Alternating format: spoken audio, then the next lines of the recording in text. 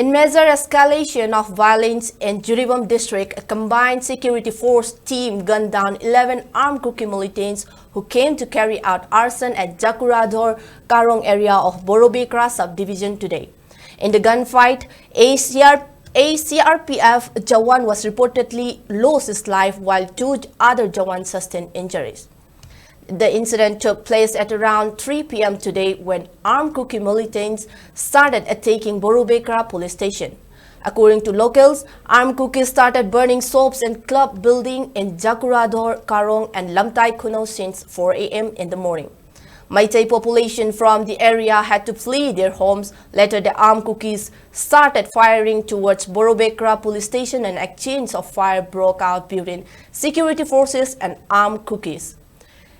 In the gunfight, 11 Kuki militants were killed and a CRPF Jawan was also martyred after the succumb to bullet injury.